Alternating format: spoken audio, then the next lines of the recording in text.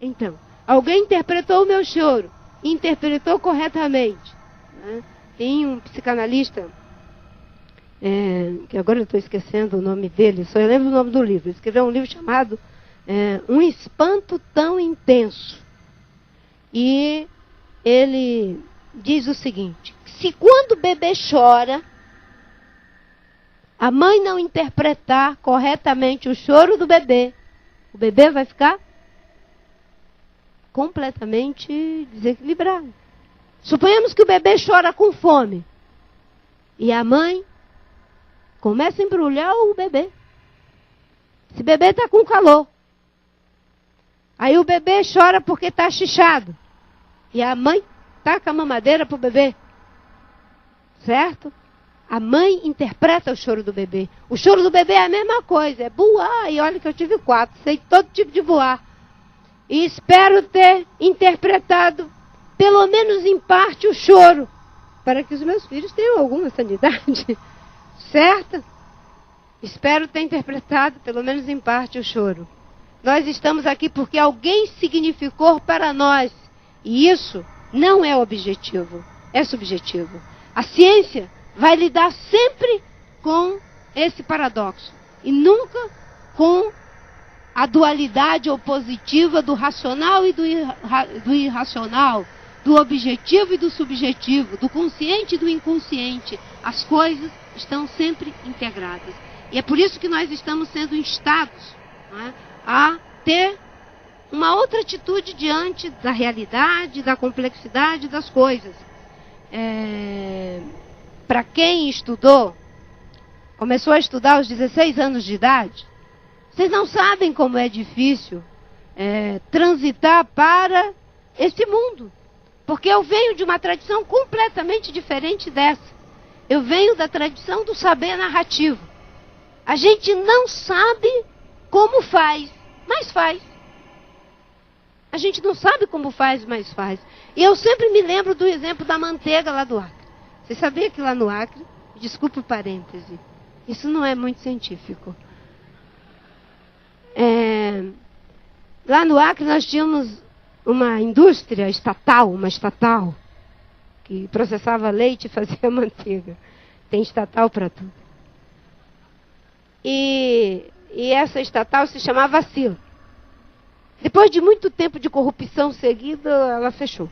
Mas tinha um prático lá, um senhor, que ele fazia uma manteiga. E a manteiga era saborosa. No dia que ele dava o ponto na manteiga, você comia, tinha um lote lá de manteiga boa. No dia que ele não estava, era outra manteiga lá de péssima qualidade. Mas o certo é que ele ganhou, me parece, um concurso na Espanha da melhor manteiga do mundo. E todo mundo começou a querer ver a fórmula, mas ele não sabia dizer qual era a fórmula.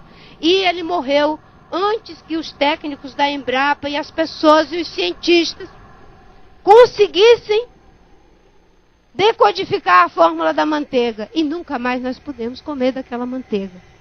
Ele não sabia dizer quimicamente como faz, mas faz.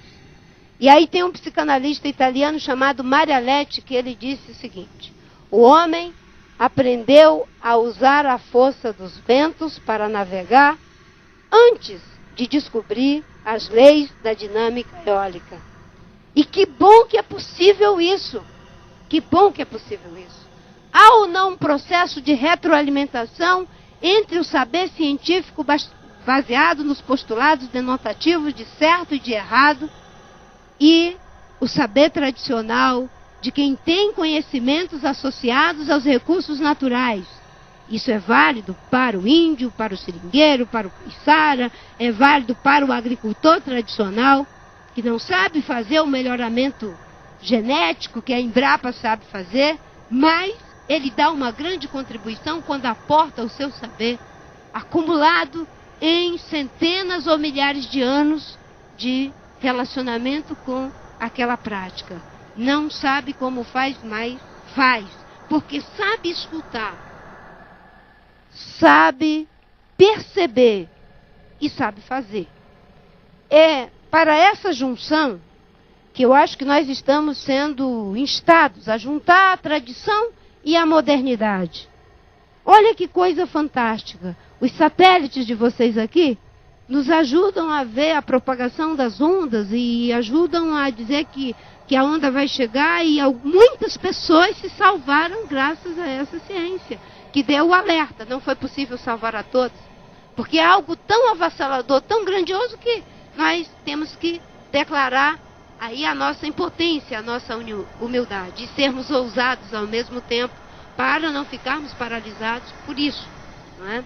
Mas isso ajudou a salvar, enfim, milhões, milhares de vidas agora no Japão, e poderíamos ter salvado tantas outras vidas no Rio de Janeiro, se as ideias que vocês têm aqui, o Carlos Nobre, o Gilberto, não é? De criar os sistemas de alerta, de ter feito os mapas de risco, tudo que já está aqui, que agora, se Deus quiser, o Carlos vai fazer lá com o Mercadante, certo? Teríamos salvo também milhares de vidas. Mas, não é? Nós também temos que admirar as pessoas que, observando, lá no caso do outro tsunami na Indonésia, não foi? Na Indonésia. Vendo os elefantes quebrarem as correntes, correram atrás dos elefantes e disseram: olha, é tsunami. Está vindo uma tsunami. A alta tecnologia dos satélites e o conhecimento das pessoas associada ao instinto dos elefantes salvou também milhares de vidas. Olha que coisa bonita. Como as coisas estão integradas. É a história das formigas que eu gosto de contar, que se der tempo eu conto lá na frente. Agora, pensar políticas públicas sem levar em consideração ao que está sendo patrocinado, ao que está sendo investido pelo próprio Estado, na maioria das vezes. Quem está nos pagando aqui são os contribuintes. Esses equipamentos todos são do governo, talvez algumas parcerias aí público-privadas, não sei se tem, mas é o governo, é a sociedade.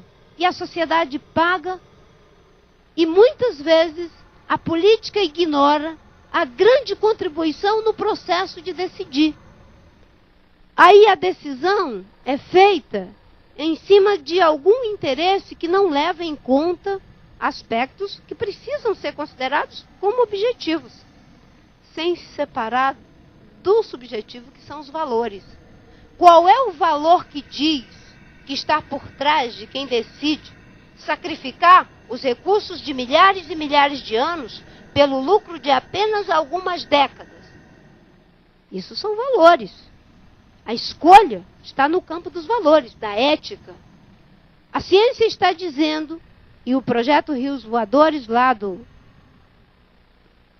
Instituto de Pesquisa da Amazônia, do Antônio Nobre, né, está dizendo que se nós destruirmos a Amazônia, o sul, o sudeste, o centro-oeste irão virar um deserto. Isso tem prejuízo para a economia? Claro que tem. São as regiões mais populosas do país, a agricultura do país, a indústria do país, tudo. A maior parte está aqui. No entanto, a ciência está dizendo que se destruir a Amazônia, vai acontecer. E nós estamos considerando o que eles estão dizendo agora na discussão do Código Florestal? Nós estamos considerando o que a ciência está dizendo, que não pode fazer edificações à beira dos rios e nas declividades dos morros? Foi preciso ter a catástrofe do Rio de Janeiro para a gente poder aprender na prática de que, de fato, a ciência está correta e que nós temos que nos comportar em relação à natureza de várias maneiras, né? Tirando a nossa sobrevivência, admirando a natureza pelo aspecto lúdico, tem várias formas. Mas existem duas que são importantíssimas para a nossa sobrevivência, que é proteger a natureza da gente e nos proteger da natureza. Quando a gente perde essa dimensão, o prejuízo é irreparável. Temos que nos proteger também da natureza. Eu achei muito interessante quando eu vi isso numa entrevista depois do episódio do Rio de Janeiro. Às vezes a gente fala muito na proteção da natureza e não leva em consideração que nós também temos que nos proteger dela. Porque o que ela pode fazer conosco é incomparavelmente maior e mais avassalador do que o que podemos fazer com ela. Com uma diferença.